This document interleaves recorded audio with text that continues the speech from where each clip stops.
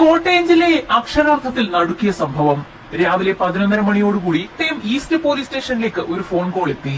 പുതുപ്പള്ളിയിലെ മാങ്ങാനത്തുള്ള മന്ദിരംകലിങ്ങിന് സമീപത്തായി ഒരു ചാക്കുകെട്ട് കിടക്കുന്നു എന്നും ചാക്കിനുള്ളിൽ 2 കാലുകൾ കണ്ടു എന്നുമായിരുന്നു വിളിച്ചയാൾ പറഞ്ഞത്.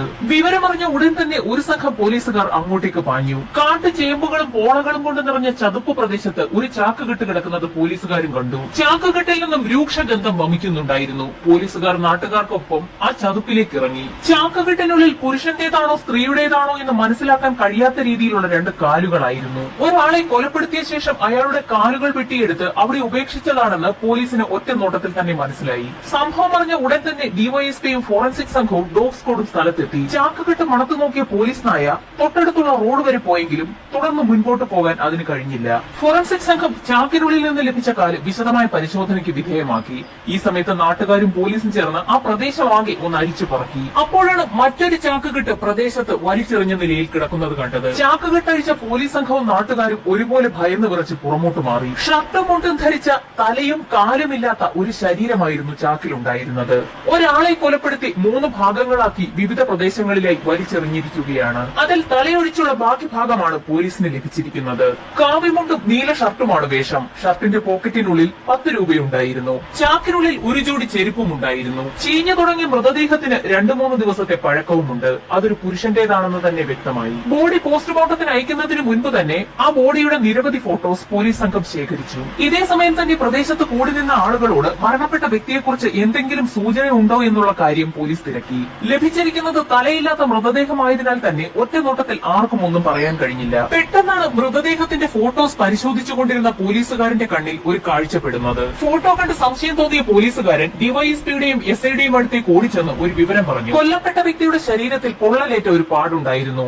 ആ പാടാകട്ടെ തങ്ങൾക്ക് വളരെ പരിചയമുണ്ടെന്നും പോലീസുകാരൻ പറഞ്ഞു. ഡിവൈഎസ്പി ഉടൻ തന്നെ തൊട്ടടുത്തുള്ള സ്റ്റേഷനുകളിൽ സമീപകാലങ്ങളിലായി റിപ്പോർട്ട് ചെയ്തിട്ടുള്ള മാൻ മിസ്സിംഗ് കേസുകളെ കുറിച്ച് വിശദമായ ഒരു അന്വേഷണം നടത്തി റിപ്പോർട്ട് സമർപ്പിക്കാൻ നിർദ്ദേശം നൽകി. ഇതേ സമയം തന്നെ ഫോട്ടോ കണ്ട് സംശയം തോന്നിയ പോലീസുകാരൻ അയാൾക്കറിയാവുന്ന മുഴുവൻ കാര്യങ്ങളും ഡിവൈഎസ്പിയോട് പറഞ്ഞു. മൃതദേഹത്തിൽ കാണുന്ന ഇതേ പൊള്ളലുള്ള വ്യക്തിയെ നേരത്തെ ഒരു കേസിൽപ്പെട്ട് പോലീസ് അറസ്റ്റ് ചെയ്തിട്ടുണ്ട്.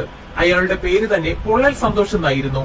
നേരത്തെ ഒരു സ്ത്രീയെ ആസിഡ് ഒഴിച്ച് കൊലപ്പെടുത്തിയ കേസിൽ അയാളെ പോലീസ് അറസ്റ്റ് ചെയ്തതാണ്. അന്ന് അയാളെ വിശദമായ പരിശോധനയ്ക്ക് വിധേയമാക്കിയ സമയത്ത് അയാളുടെ ശരീരത്തിലേറ്റ പൊള്ളൽ പോലീസുകാർ കണ്ടിരുന്നു. സന്തോഷിന്റെ നമ്പർ സംഘടിപ്പിച്ച് കോൾ ഡേറ്റ മുഴുവൻ പരിശോധിക്കാനും അയാളുടെ സമീപകാലങ്ങളിലെ ടവർ ലൊക്കേഷനുകൾ ട്രാക്ക് ചെയ്യാനും സൈബർ സെല്ലിന് പോലീസ് നിർദ്ദേശം നൽകി. മൃതദേഹത്തിന്റെ തല ലഭിക്കാത്ത സാഹചര്യത്തിൽ അതും അവിടെ എവിടെയെങ്കിലും ചാക്കിൽ കെട്ടിയ നിലയിൽ വലിച്ചെറിയപ്പെട്ടിട്ടുണ്ടോ എന്നറിയുന്നതിനായി പ്രദേശമാകെ പോലീസ് സംഘം വിശദമായ പരിശോധന നടത്തി. ഇതേ സമയം തന്നെ ഡിവൈഎസ്പിയുടെ നേതൃത്വത്തിൽ ഒരു സംഘം പോലീസുകാർ സന്തോഷിന്റെ വീട്ടിലേക്കും പോകാൻ തീരുമാനിച്ചു. സന്തോഷിന്റെ പേരിൽ നേരത്തെ തന്നെ കേസുകൾ രജിസ്റ്റർ ചെയ്തിട്ടുള്ളതിനാൽ അയാളുടെ അഡ്രസ് തപ്പിയെടുക്കാൻ പോലീസിന് അധികം സമയം വേണ്ടി വന്നില്ല. കഞ്ഞിക്കുഴിയിൽ നിന്ന് പുതുപ്പള്ളിയിലേക്ക് പോകുന്ന ഭാഗത്ത് മലങ്കുന്നത്ത് പുന്നപ്പറമ്പിലായിരുന്നു സന്തോഷിന്റെ വീട്. പോലീസ് സംഘം അവിടെ എത്തിയപ്പോൾ സന്തോഷിന്റെ പിതാവ് വീട്ടിലുണ്ടായിരുന്നു. പോലീസ് സംഘം തങ്ങളുടെ കൈവശമുണ്ടായിരുന്ന ഫോട്ടോഗ്രാഫ്സും ഒപ്പം ചാക്കിനുള്ളിൽ നിന്ന് ലഭിച്ച ആ റബ്ബർ ചെരുപ്പും കാണിച്ചപ്പോൾ തന്നെ ഇത് തന്നെ മകൻ സന്തോഷാണെന്ന് ആ പിതാവ് തിരിച്ചറിഞ്ഞു. പോലീസിന്റെ ചോദ്യം ചെയ്യലിൽ 3-4 ദിവസം മുൻപാണ് സന്തോഷിനെ അവസാനമായി കണ്ടതെന്ന് പിതാവ് വ്യക്തമാക്കി. മകനെ കാണാതായിട്ടും എന്തുകൊണ്ടാണ് പോലീസിൽ പരാതി നൽകാഞ്ഞതെന്ന് പോലീസ് ചോദിച്ചപ്പോൾ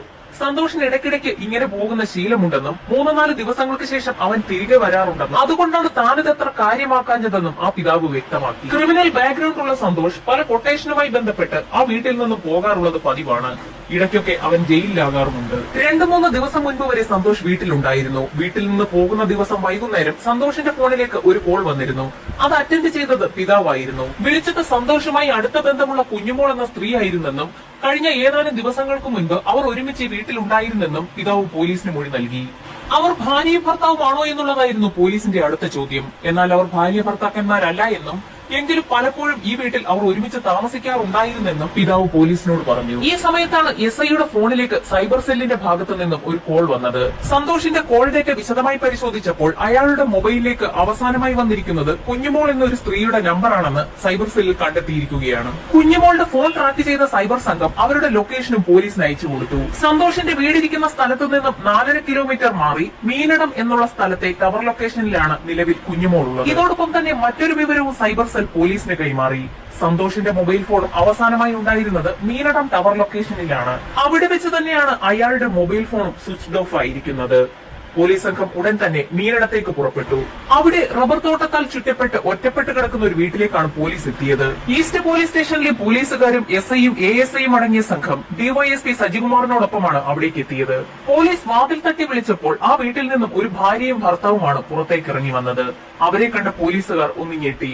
കാരണം അവരെ നേരത്തെ തന്നെ പോലീസിന് അറിയാമായിരുന്നു. നേരത്തെ തന്നെ പല കേസുകളിലും പ്രതിയാക്കപ്പെട്ട കമ്മൽ വിനോദും കുടുംബവുമായിരുന്നു അത്. ഏതാനും നാളുകൾക്ക് മുൻപ് ഒരു അർദ്ധരാത്രിയിൽ തന്റെ അച്ഛൻ മരിച്ചുപോയെന്ന് പറഞ്ഞ് കമ്മൽ വിനോദും ഭാര്യയും മക്കളും പോലീസ് സ്റ്റേഷനിലെത്തിയിരുന്നു. മരണവിവരം അറിഞ്ഞ് പോലീസ് സംഘം അവിടേക്ക് എത്തിയപ്പോൾ വിനോദിന്റെ വീടിന്റെ വരാന്തയിൽ മരിച്ചു കിടക്കുന്ന അച്ഛനെയാണ് കണ്ടത്. അയാളുടെ കാലിൽ നിന്നും രക്തം ഒഴുകുന്നുണ്ടായിരുന്നു. തുടർന്ന് മൃതദേഹം പോസ്റ്റ്മോർട്ടം നടപടികൾക്കായി കോട്ടയം മെഡിക്കൽ കോളേജിലേക്ക് ഷിഫ്റ്റ് ചെയ്യുകയും ചെയ്തു. അന്നത്തെ പോസ്റ്റ്മോർട്ടം റിപ്പോർട്ട് തീർത്തും ഞെട്ടിക്കുന്നതായിരുന്നു. വിനോദിന്റെ അച്ഛൻ മരണപ്പെടുന്നതിന് മുൻപായി അയാളുടെ വയറ്റിൽ ശക്തമായ ചവിട്ടേറ്റിട്ടുണ്ട്. ശക്തമായ ചവിട്ടേറ്റ് ആന്തരികാവയവങ്ങൾ തകർന്നാണ് അയാൾ മരിച്ചിരിക്കുന്നത്. സംഭവത്തിൽ വിനോദിനെ പോലീസ് കസ്റ്റഡിയിലെടുത്ത് ചോദ്യം ചെയ്തപ്പോൾ അയാൾ കുറ്റം സമ്മതിച്ചു. അങ്ങനെ അയാളെ കോടതിയിൽ ഹാജരാക്കുകയും ചെയ്തു. അന്ന് സാക്ഷികളായി വിനോദിന്റെ ഭാര്യ കുഞ്ഞുമോളും മക്കളുമായിരുന്നു ഉണ്ടായിരുന്നത്. എന്നാൽ അവർ കോടതിയിൽ മൊഴിമാറ്റി പറഞ്ഞതോടുകൂടി ആ കേസിൽ നിന്നും വിനോദ് രക്ഷപ്പെടുകയായിരുന്നു. നേരത്തെ ഇരിഞ്ഞാൽ പാലത്തിന് സമീപം ഒരു കുടിൽ കെട്ടി താമസിക്കുകയായിരുന്ന വിനോദും കുടുംബവും നാട്ടുകാർക്ക് എന്ന് ശല്യമായിരുന്നു. നാട്ടുകാരുടെ പരാതിയെ തുടർന്ന് പോലീസ് സംഘം തന്നെയായിരുന്നു അവരെ അവിടെ നിന്ന് കുടിയൊഴിപ്പിച്ചത്. അങ്ങനെയാണ് ഇപ്പോൾ താമസിക്കുന്ന മീനിടത്തേക്ക് അവർ മാറിയത്. കമ്മൽ വിനോദിന്റെ ഏകദേശ ചരിത്രം DYSPക്ക് സംഘത്തിന് മനസ്സിലായി. കുഞ്ഞുമോളെ ചോദ്യം ചെയ്ത പോലീസുകാർ സന്തോഷിനെ പരിചയമുണ്ടോ എന്ന് ചോദിച്ചപ്പോൾ തന്നെ അവൾക്ക് അയാളെ അറിയാമെന്നും തന്റെ ഭർത്താവ് വിനോദിന്റെ സുഹൃത്താണ് സന്തോഷ് എന്നും കുഞ്ഞുമോൾ പോലീസിന് മൊഴി നൽകി. എന്നാൽ കുഞ്ഞുമോൾക്ക് സന്തോഷുമായി എന്തെങ്കിലും ബന്ധമുണ്ടോ എന്നുള്ള പോലീസിന്റെ ചോദ്യത്തിന് കുഞ്ഞുമോൾ തലകുനിച്ചു. ആ തലകുനിക്കൽ തന്നെ അവർ തമ്മിലുള്ള ബന്ധം ഉറപ്പിക്കുന്ന തരത്തിലായിരുന്നു. സന്തോഷിനൊപ്പം അയാളുടെ വീട്ടിൽ കുഞ്ഞുമോൾ താമസിച്ചിട്ടുണ്ടോ എന്നുള്ളതായിരുന്നു പോലീസിന്റെ അടുത്ത ചോദ്യം. തന്റെ ഭർത്താവ് വിനോദ് ജയിലിലായിരുന്ന സമയത്ത് വീട്ടിൽ ആളില്ലാത്തതിനാൽ കുറച്ചുകാലം താൻ സന്തോഷിനൊപ്പം താമസിച്ചിട്ടുണ്ടെന്ന് കുഞ്ഞുമോൾ മറുപടിയും നൽകി. സംഭവം നടന്ന ദിവസവും സന്തോഷിന്റെ ഫോണിലേക്ക് കുഞ്ഞുമോളുടെ കോൾ വന്നിട്ടുണ്ടല്ലോ എന്ന് പോലീസ് ചോദിച്ചപ്പോൾ അന്ന് മാത്രമല്ല പല ദിവസങ്ങളിലും താൻ സന്തോഷിനെ വിളിക്കാറുണ്ടായിരുന്നു എന്ന് അവൾ വ്യക്തമാക്കി. പോലീസ് സംഘം ഉടൻ തന്നെ വിനോദിനെയും ചോദ്യം ചെയ്തു. അവസാനമായി സന്തോഷിനെ എന്നാണ് കണ്ടതെന്ന് ചോദിച്ചപ്പോൾ വിനോദ് സന്തോഷിനെ കണ്ടിട്ട് കുറേയേറെ നാളുകളായെന്നും നേരത്തെ ജയിലിൽ അവർ ഒരുമിച്ചായിരുന്നെന്നും എന്നാൽ സന്തോഷ് നേരത്തെ തന്നെ പുറത്തിറങ്ങിയതിനാൽ അവനെ കുറെ നാളുകൾക്ക് ശേഷം ഇടയ്ക്ക് എപ്പോഴോ ആയിരുന്നു കണ്ടതെന്നും അയാൾ പോലീസിന് മൊഴി നൽകി. ഇപ്പോൾ എന്തിനാണ് സന്തോഷിനെ കുറിച്ച് അന്വേഷിക്കുന്നതെന്ന് വിനോദ് പോലീസുകാരോട് ചോദിച്ചു. അതൊക്കെ വിശദമായി തന്നെ പറയാമെന്ന് പറഞ്ഞുകൊണ്ട് പോലീസ് സംഘം കുഞ്ഞുമോളെയും വിനോദിനെയും പോലീസ് ജീപ്പിനുള്ളിലേക്ക് കയറ്റി. അപ്പോഴും തങ്ങളെ എന്തിനാണ് കൊണ്ടുപോകുന്നതെന്ന് അവർ ചോദിക്കുന്നുണ്ടായിരുന്നു. ഈസ്റ്റ് പോലീസ് സ്റ്റേഷനിലെത്തിച്ച് രണ്ടുപേരെയും വിശദമായി ചോദ്യം ചെയ്യൽ ആരംഭിച്ചു. എന്നാൽ അവർ രണ്ടുപേരും പറഞ്ഞ മൊഴിയിൽ തന്നെ ഉറച്ചു നിന്നു. വിനോദ് കുറെ നാളുകളായി സന്തോഷിനെ കണ്ടിട്ടേയില്ല എന്നാണ് പറഞ്ഞത്. എന്നാൽ കുഞ്ഞുമോളാകട്ടെ സന്തോഷിനെ ഇടയ്ക്കൊക്കെ വിളിക്കാറുണ്ടായിരുന്നെന്നും അതിൽ കവിഞ്ഞ് യാതൊരു ബന്ധവും അവർ തമ്മിൽ ഇല്ല എന്നും വ്യക്തമാക്കി. ഇരുവരും തങ്ങൾക്കൊന്നും അറിയില്ല എന്ന മൊഴിയിൽ ഉറച്ചു നിന്നതോടുകൂടി കുഞ്ഞുമോളെ മറ്റൊരു മുറിയിലേക്ക് കൊണ്ടുപോയി ചോദ്യം ചെയ്യാൻ പോലീസ് സംഘം തീരുമാനിച്ചു. വിനോദിനെ ചോദ്യം ചെയ്ത DYSP സാജു വർഗീസ് സന്തോഷിനെ നീ കൊന്നു എന്ന് ഞങ്ങൾക്ക് മനസ്സിലായി എന്ന് അയാളോട് പറഞ്ഞു. എപ്പോൾ, എവിടെ, എങ്ങനെ ഈ 3 ചോദ്യങ്ങൾക്ക് മാത്രം ഇനി ഉത്തരം നൽകിയാൽ മതിയെന്ന് വിനോദിനോട് പറഞ്ഞത് സന്തോഷ് തന്റെ കൂട്ടുകാരനാണെന്നും അവനെ താൻ ഒന്നും ചെയ്തിട്ടില്ല എന്നും അവനെ കണ്ടിട്ട് തന്നെ കുറെ നാളായെന്നും പോലീസിനോട് ആവർത്തിച്ചുകൊണ്ടേയിരുന്നു. പോലീസ് എത്ര ചോദ്യം ചെയ്തിട്ടും വിനോദ് അയാൾ പറഞ്ഞതിൽ തന്നെ ഉറച്ചു നിന്നു. വിനോദിൽ നിന്നും ഒന്നും കിട്ടില്ല എന്ന് മനസ്സിലാക്കിയ DYSP സംഘവും കുഞ്ഞുമോളെ ചോദ്യം ചെയ്യാൻ തീരുമാനിച്ചു. കുഞ്ഞുമോളെ ചോദ്യം ചെയ്തെങ്കിലും അവളും പറഞ്ഞതിൽ തന്നെ ഉറച്ചു നിൽക്കുകയായിരുന്നു. ഈ സമയത്താണ് SI അനിൽ വർഗീസ് കുഞ്ഞുമോളെ ചോദ്യം ചെയ്യുന്ന മുറിയിലേക്ക് വന്ന് വിനോദ് എല്ലാ കുറ്റങ്ങളും സമ്മതിച്ചു എന്ന് DYSPയോട് പറഞ്ഞത്. അതെ, അവൻ തന്നെയാണ് സന്തോഷിനെ കൊലപ്പെടുത്തിയതെന്നുൾപ്പെടെയുള്ള എല്ലാ വിവരങ്ങളും പറഞ്ഞു എന്നാണ് അനിൽ വർഗീസ് DYSPയോട് പറഞ്ഞത്. ഇത്രയും കേട്ടതും കുഞ്ഞുമോൾ ഞെട്ടിവിറയ്ക്കുന്നത് DYSP സംഘവും കണ്ടു. ഭർത്താവ് വിനോദ് കുറ്റങ്ങളെല്ലാം സമ്മതിച്ച സ്ഥിതിക്ക് നിനക്കും രക്ഷപ്പെടാൻ കഴിയുകയില്ല എന്ന് പോലീസ് സംഘം വ്യക്തമാക്കി. നിവൃത്തികേടുകൊണ്ടാണ് ഇങ്ങനെ ഒരു കാര്യം ചെയ്തതെന്നായിരുന്നു അവളുടെ ആദ്യത്തെ മൊഴി. സംഭവങ്ങളെല്ലാം തങ്ങൾക്ക് മനസ്സിലായെന്നും കുഞ്ഞുമോളെ ഈ കേസിൽ നിന്നും എങ്ങനെയെങ്കിലും രക്ഷപ്പെടുത്താൻ പറ്റുമോ എന്ന് ഞങ്ങളൊന്ന് നോക്കട്ടെ എന്നുകൂടി DYSP പറഞ്ഞതോടെ കുഞ്ഞുമോൾ എല്ലാ കാര്യങ്ങളും തുറന്നു പറഞ്ഞു തുടങ്ങി. തന്റെ ഭർത്താവും സന്തോഷും സുഹൃത്തുക്കളായിരുന്നു. രണ്ടുപേരും ജയിലിൽ കഴിയുന്ന സമയത്ത് സന്തോഷിനാണ് ആദ്യം പുറത്തിറങ്ങാനുള്ള അവസരം ഉണ്ടാകുന്നത്. അതിനാൽ തന്നെ തന്റെ ഭാര്യ കുഞ്ഞുമോളുടെയും മക്കളുടെയും കാര്യങ്ങൾ ഇടയ്ക്കൊക്കെ ഒന്ന് ശ്രദ്ധിക്കണമെന്ന് സന്തോഷിനോട് വിനോദ് പറഞ്ഞിരുന്നു. അങ്ങനെയാണ് സന്തോഷ് വിനോദിന്റെ വീട്ടിൽ വന്നു തുടങ്ങിയത്. സ്ഥിരമായി വീട്ടിലെത്തുന്ന സന്തോഷ് കുഞ്ഞുമോളുമായി അടുപ്പത്തിലാവുകയും ഇരുവരും കുറെ നാൾ ഒരുമിച്ച് താമസിക്കുകയും ചെയ്തു. അങ്ങനെയിരിക്കെ മറ്റൊരു കേസിൽപ്പെട്ട് സന്തോഷ് വീണ്ടും ജയിലിലായി. സന്തോഷ് ജയിലിൽ നിന്നും പുറത്തിറങ്ങി ഏതാനും ദിവസങ്ങൾ കഴിഞ്ഞ് വിനോദും പുറത്തിറങ്ങി. നേരെ വീട്ടിലേക്കെത്തിയ വിനോദ് കാര്യങ്ങളൊക്കെ ഭാര്യയോട് ഭാര്യയോട് ചോദിച്ചു. വിനോദിനൊപ്പം പോകാതെ തനിക്ക് വേറെ നിവൃത്തിയില്ലായിരുന്നെന്നും ഈ കേസിൽ താൻ പെട്ടുപോയതാണെന്നും വിനോദിന്റെ നിർദ്ദേശപ്രകാരമാണ് അന്ന് സന്തോഷിനെ വിളിച്ചു വരുത്തി തങ്ങൾ കൊലപ്പെടുത്തിയതെന്നും കുഞ്ഞുമോൾ മൊഴി നൽകി. കാര്യങ്ങൾ മനസ്സിലാക്കിയ പോലീസ് സംഘം വിനോദിനെ ചോദ്യം ചെയ്യാൻ മുറിയിലേക്ക് പോയി. ഇനി താൻ ബലം പിടിച്ചിരുന്നിട്ട് യാതൊരു കാര്യമില്ല എന്നും തന്റെ ഭാര്യ എല്ലാ കാര്യങ്ങളും ഞങ്ങളോട് തുറന്നു പറഞ്ഞു എന്നും ഡിവൈഎസ്പി ഉൾപ്പെടെയുള്ള സംഘം വിനോദിനോട് പറഞ്ഞു. കുഞ്ഞുമോൾ എല്ലാ കാര്യങ്ങളും പോലീസിനോട് തുറന്നു പറഞ്ഞു എന്ന് കേട്ടപ്പോൾ വിനോദിന്റെ അതുവരെ ഉണ്ടായിരുന്ന ധൈര്യം ചോർന്നുപോയി. പോലീസിന്റെ കർക്കശമായ ചോദ്യം ചെയ്യലിൽ വിനോദ് പല കാര്യങ്ങളും പറഞ്ഞു തുടങ്ങി. സുഹൃത്തുക്കളായ വിനോദ് സന്തോഷും ജയിലിൽ ഒരുമിച്ചായിരുന്നു. ജയിലിൽ നിന്നും ആദ്യം പുറത്തിറങ്ങുന്നത് സന്തോഷായതിനാൽ തന്റെ കുടുംബത്തിന്റെ കാര്യങ്ങൾ ഇടയ്ക്ക് പോയി അന്വേഷിക്കണമെന്ന് സന്തോഷിനോട് വിനോദ് പറഞ്ഞേൽപ്പിച്ചിരുന്നു. അതായിരുന്നു തന്റെ ജീവിതത്തിൽ പറ്റിയ ഏറ്റവും വലിയ തെറ്റ്. സ്ഥിരമായി കാണുകയും സംസാരിക്കുകയും ചെയ്ത കുഞ്ഞുമോളും സന്തോഷം തമ്മിൽ അടുപ്പത്തിലായെന്ന വിവരം മറ്റൊരു തടവുകാരൻ പറഞ്ഞായിരുന്നു വിനോദ് അറിഞ്ഞത്. കുഞ്ഞുമോളുമായി അടുപ്പത്തിലുണ്ടായിരുന്ന സമയത്ത് മറ്റൊരു കേസിൽ പ്രതിയായി സന്തോഷ് ജയിലിനുള്ളിലാക്കപ്പെട്ടിരുന്നു. ഈ സമയത്ത് കൂടെ ഉണ്ടായിരുന്ന തടവുകാരനോട് സന്തോഷ് തന്നെ പറഞ്ഞതായിരുന്നു അവർ തമ്മിലുള്ള അടുപ്പത്തെക്കുറിച്ച്. ആ തടവുകാരൻ പറഞ്ഞാണ് പിന്നീട് വിനോദ് ഇക്കാര്യങ്ങളൊക്കെ അറിഞ്ഞത്. ഭാര്യ കുഞ്ഞുമോളെ ഒരുപാട് സ്നേഹിച്ച വിനോദിന് ഇത് താങ്ങാനായില്ല. താൻ ഒരുപാട് വിശ്വസിച്ചിരുന്ന കൂട്ടുകാരനാണ് വിശ്വാസവഞ്ചന ചെയ്തത്. അതിനാൽ തന്നെ തന്റെ കുടുംബത്തെ ചതിച്ച സന്തോഷിന് ഒരു തിരിച്ചടി കൊടുക്കണമെന്ന് ആലോചിച്ച് തീരുമാനിച്ചിട്ട് തന്നെയായിരുന്നു വിനോദ് ജയിലിൽ നിന്ന് പുറത്തിറങ്ങിയത്. സന്തോഷ് തന്നെ പെടുത്തിയതാണെന്ന് ഭാര്യ കുഞ്ഞുമോൾ വിനോദിനോട് പറഞ്ഞിരുന്നു. പുറത്തിറങ്ങിയ അയാൾ നേരെ സന്തോഷിന്റെ വീട്ടിലെത്തി ഭാര്യയെ ഒപ്പം കൂട്ടി. ശേഷം മറ്റൊരു വീട് വാടകയ്ക്കെടുത്ത് അവിടേക്ക് മാറി. അങ്ങനെയാണ് മീനടത്തെത്തിയത്. അവിടെ വെച്ച് സന്തോഷിനെ വകവരുത്താൻ ഒരു പ്ലാൻ തയ്യാറാക്കി. വിനോദിന്റെ നിർദ്ദേശപ്രകാരം സന്തോഷിനെ കുഞ്ഞുമോൾ അവിടേക്ക് വിളിച്ചു വരുത്തുകയായിരുന്നു. ഇത്രയും കാര്യങ്ങൾ വിനോദ് പറഞ്ഞു നിർത്തിയ സമയത്താണ് പോലീസുകാർ കുഞ്ഞുമോളെയും അവിടേക്ക് കൊണ്ടുവന്നത്. പിന്നീട് ഇരുവരെയും ചേർത്തിരുത്തി പോലീസ് സംഘം ചോദ്യം ചെയ്യൽ ആരംഭിച്ചു. പിന്നീട് നടന്നതാകട്ടെ സിനിമാ കഥകളെ പോലും വെല്ലുന്ന സംഭവങ്ങൾ. ബാക്കി കഥ പൂർണ്ണമായും പറഞ്ഞത് കുഞ്ഞുമോളായിരുന്നു. തന്റെ വീട്ടിൽ ഭർത്താവില്ലാത്ത സമയമാണെന്നും അതുകൊണ്ട് സന്തോഷ് വീട്ടിലേക്ക് വരണമെന്നും കുഞ്ഞുമോൾ വിനോദിന്റെ നിർദ്ദേശപ്രകാരം തന്നെ സന്തോഷിനെ ഫോണിൽ വിളിച്ചു പറഞ്ഞു. കുഞ്ഞുമോൾ പറഞ്ഞതനുസരിച്ച് രാത്രി 10 മണിയോടുകൂടി സന്തോഷ് വിനോദിന്റെ വീട്ടിലേക്ക് എത്തി. അവിടെ എത്തിയ സന്തോഷ് കുഞ്ഞുമോളോട് കുടിക്കാൻ അല്പം വെള്ളം ആവശ്യപ്പെട്ട ശേഷം വരാന്തയിലുണ്ടായിരുന്ന കസേരയിലിരുന്നു. ഈ സമയത്താണ് ഇരുട്ടിന്റെ മറവ് പിടിച്ച് കയ്യിലൊരു ലിവറുമായി എത്തി വിനോദ് സന്തോഷിനെ അടിച്ചു വീഴ്ത്തുന്നത്. കുഞ്ഞുമോൾ വെള്ളവുമായി എത്തിയപ്പോഴേക്കും ഭർത്താവ് വിനോദ് സന്തോഷിന്റെ തല അടിച്ചു ചിതറിച്ചിരുന്നു. സന്തോഷിന്റെ മരണമുറപ്പിച്ച ഇരുവരും അയാളുടെ ശരീരം വീടിന് പുറകിലേക്ക് കൊണ്ടുപോയി 3 ഭാഗങ്ങളായി മുറിച്ച് 3 കവറുകളിലാക്കി. മൃതദേഹം ഓട്ടോയിൽ കയറ്റി ദൂരെ എവിടെയെങ്കിലും കൊണ്ടുപോയി കളയാനായിരുന്നു പ്ലാൻ. മുണ്ട് ഷർട്ട് ധരിച്ച ശരീരഭാഗം ഒരു കവറിലും കാലുകൾ മറ്റൊരു കവറിലുമാക്കി. ആ 2 കവറുകളും ഓട്ടോയുടെ ഡിക്കിയിലേക്ക് വെച്ചു. തല കവറിലാക്കി അതിലൊരു കല്ലും വെച്ച് കെട്ടി കുഞ്ഞുമോളുടെ മടിയിലേക്ക് വെച്ചു കൊടുത്തു. പൂണ്ടൂർന്നതിൽ വലിച്ചെറിയാനായിരുന്നു പ്ലാൻ. എന്നാൽ മാങ്ങാനത്ത് മന്ദിരം ബ്രിഡ്ജിന് സമീപം എത്തിയപ്പോൾ ഓട്ടോ നിന്നുപോയി.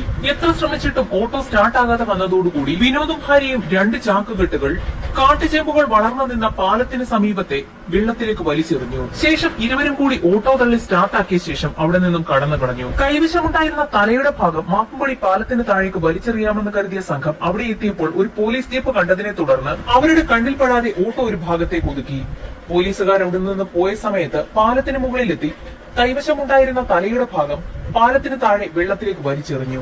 മൃതദേഹത്തിന്റെ തലഭാഗം വലിച്ചെറിഞ്ഞത് എവിടെയാണെന്ന് മനസ്സിലാക്കിയ പോലീസ് സംഘം തെളിവെടുപ്പിനായി കമ്മൽ വിനോദിനെയും ഭാര്യയെയും അവിടെ എത്തിച്ചു. വിശദമായ തിരച്ചിലിനൊടുവിൽ അവർക്ക് തലഭാഗം അവിടെ നിന്ന് കിട്ടുകയും ചെയ്തു. വെള്ളത്തിൽ പൊങ്ങി വരാതിരിക്കാൻ തലയുടെ ഭാഗം കല്ല് വെച്ച് കെട്ടിയ ശേഷമായിരുന്നു പാലത്തിന് മുകളിൽ നിന്നും വെള്ളത്തിലേക്ക് വലിച്ചെറിഞ്ഞത്. എന്നാൽ ഒഴുക്കില്ലാത്ത ഭാഗമായതിനാൽ ആ തല താഴ്ന്നു പോയിരുന്നില്ല.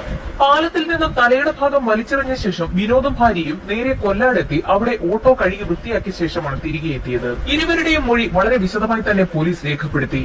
ഈ കൊലപാതകത്തിന് ദൃക്സാക്ഷികൾ ആരുമില്ല. സാഹചര്യ തെളിവുകളുടെ അടിസ്ഥാനത്തിലാണ് കേസ് തെളിയിക്കേണ്ടത്. വിനോദിന്റെ അച്ഛന്റെ കൊലപാതക കേസിലും പ്രോസിക്യൂഷൻ വളരെ ശക്തമായി വാദിച്ചെങ്കിൽ പോലും സാഹചര്യ തെളിവുകളുടെ അഭാവത്തിലായിരുന്നു അന്ന് വിനോദ് രക്ഷപ്പെട്ടത്. ഈ കേസിലും അതേ അബദ്ധം ആവർത്തിക്കാതിരിക്കാൻ പോലീസ് കൃത്യമായ തെളിവെടുപ്പ് നടത്താൻ തീരുമാനിച്ചു. വിനോദും ഭാര്യയും പറഞ്ഞതനുസരിച്ച് അവരുടെ വീട്ടിൽ വെച്ചാണ് സന്തോഷ് കൊല്ലപ്പെട്ടതെങ്കിൽ അത് തെളിയിക്കുന്നതിനായി ആ വീട്ടിൽ നിന്നും കൃത്യമായ തെളിവുകൾ കണ്ടെത്തണം. തെളിവുകൾ കണ്ടെത്തുന്നതിന്റെ ഭാഗമായി പോലീസ് സംഘവും ഫോറൻസിക് വിഭാഗവും വിനോദിന്റെ വീട്ടിലെത്തി തെളിവെടുപ്പ് ആരംഭിച്ചു. ആ വീടിനകവും പരിസരവും ഒക്കെ പരിശോധിച്ച പോലീസ് സംഘം ഞെട്ടിപ്പോയി. ഒരു തെളിവും അവശേഷിക്കാത്ത രീതിയിൽ വീടും പരിസരവും വൃത്തിയാക്കിയിട്ടിരിക്കുന്നു. രക്തക്കറ പറ്റിയതിന്റെ പാടുകൾ പോലും അവിടെ നിന്നും കണ്ടെത്താനായില്ല. എന്നാൽ തോറ്റുമടങ്ങാൻ ഫോറൻസിക് സംഘവും പോലീസും തയ്യാറല്ലായിരുന്നു. അവർ ആ വരാന്ത വിശദമായി തന്നെ പരിശോധിച്ചു. വരാന്ത വളരെ വൃത്തിയായി കഴുകിയിട്ട നിലയിലായിരുന്നു. ഏറെ നേരത്തെ പരിശോധനയ്ക്ക് ശേഷം ഫോറൻസിക് സംഘത്തിന്റെ കണ്ണിൽ ഒരു കാഴ്ചപ്പെട്ടു. രക്തത്തിന്റെ ഏതാനും തുള്ളികൾ ഭിത്തിയിൽ തെറിച്ചിരിക്കുന്നു. ഫോറൻസിക് സംഘം അത് ശേഖരിച്ചു. സൂക്ഷ്മമായി നടത്തിയ പരിശോധനയിൽ വരാന്തയിൽ നിന്നും ഒരു മുടിയും പൊട്ടിയ ബട്ടനും കിട്ടി. വീടിനകത്തും വരാന്തയിലും തെളിവെടുപ്പ് നടത്തിയ സംഘം വീടിന് പുറത്ത് തെളിവെടുപ്പ് ആരംഭിച്ചു. മൊഴിയനുസരിച്ച് വീടിന്റെ പുറകുവശത്ത് കൊണ്ടുപോയായിരുന്നു സന്തോഷിന്റെ മൃതശരീരം 3 ഭാഗങ്ങളായി മുറിച്ചത്. വീടിന്റെ പിൻഭാഗത്തെത്തിയ സംഘം അവിടെയെല്ലാം അരിച്ചു പറക്കിയെങ്കിലും രക്തം പുരണ്ട മണ്ണൊന്നും കണ്ടെത്താനായില്ല. ആ പ്രദേശത്തെ മണ്ണ് മുഴുവൻ അവിടെ നിന്നും വെട്ടിമാറ്റിയ നിലയിലായിരുന്നു. വിശദമായ അന്വേഷണത്തിനും തിരച്ചിലിനുമൊടുവിൽ വീടിന്റെ പിൻഭാഗത്ത് നിന്നും വെട്ടിയെടുത്ത മണ്ണ് കൊണ്ടുപോയി ഉപേക്ഷിച്ച സ്ഥലം കണ്ടെത്തി. കൃത്യം നടത്തിയ സ്ഥലത്ത് നിന്നും വെട്ടിയെടുത്ത മണ്ണ് റബ്ബർ പുരയിടത്തിന് താഴെയായി ഒരു ഭാഗത്ത് കുഴിയെടുത്ത് മൂടിയ നിലയിലായിരുന്നു. 5 ഏക്കറോളം വരുന്ന റബ്ബർ പുരയിടം അരിച്ചു പറക്കിയ ശേഷമാണ് പോലീസ് സംഘം അത് കണ്ടെത്തുന്നത്. റബ്ബർ പുരയിടം അരിച്ചു പറക്കിയ പോലീസിന് മറ്റൊരു തെളിവ് കൂടി കിട്ടി. സന്തോഷിനെ കഷ്ണങ്ങളാക്കി മുറിച്ച കത്തിയായിരുന്നു അത്. മൃതദേഹ ഭാഗങ്ങൾ ലഭിച്ച എല്ലാ പ്രദേശത്തും വിനോദിനെയും ഭാര്യയും കൊണ്ടുചെന്ന് പോലീസ് സംഘം തെളിവെടുപ്പ് നടത്തി. എല്ലാ തെളിവുകളുടെയും മൊഴികളുടെയും അടിസ്ഥാനത്തിൽ വിശദമായ റിപ്പോർട്ട് തന്നെ തയ്യാറാക്കി കോടതിയിൽ അവതരിപ്പിച്ചു. കോട്ടയം അഡീഷണൽ സെഷൻസ് കോടതി ജഡ്ജ് നാസറിന് മുൻപാകെയാണ് ഈ കേസ് എത്തിയിരിക്കുന്നത്. പ്രോസിക്യൂഷന് വേണ്ടി ഹാജരായത് അഡ്വക്കേറ്റ് സിറിൽ തോമസ് ആയിരുന്നു. എതിർഭാഗത്തിനു വേണ്ടി ഹാജരായതാകട്ടെ പ്രഗത്ഭനായ ക്രിമിനൽ ലോയർ ശാസ്തമംഗലം അജിത് കുമാർ ആയിരുന്നു. സ്വന്തം പിതാവിനെ കൊന്ന കേസിൽ ഈസിയായി കോടതിയിൽ നിന്നും ഊരിപ്പോയ വിനോദ് കുമാറിന് ഈ കേസിലും തനിക്കൊന്നും സംഭവിക്കില്ല എന്ന കോൺഫിഡൻസ് ഉണ്ടായിരുന്നു. കൊല്ലപ്പെട്ടത് സന്തോഷ് തന്നെയാണെന്ന് കോടതിയിൽ തെളിയിക്കുക എന്നുള്ളതായിരുന്നു പ്രോസിക്യൂഷന്റെ ആദ്യത്തെ ജോലി. മൃതദേഹ ഭാഗങ്ങളുടെ DNA-യും സന്തോഷിന്റെ പിതാവിന്റെ DNA-യും മാച്ച് ചെയ്തതിലൂടെ അത് കോടതിയിൽ തെളിയിക്കപ്പെട്ടു. സന്തോഷ് കൊല്ലപ്പെട്ടത് വിനോദിന്റെ വീട്ടിൽ വെച്ചാണെന്ന് തെളിയിക്കേണ്ടതായിരുന്നു അതിലും വലിയ ടാസ്ക്.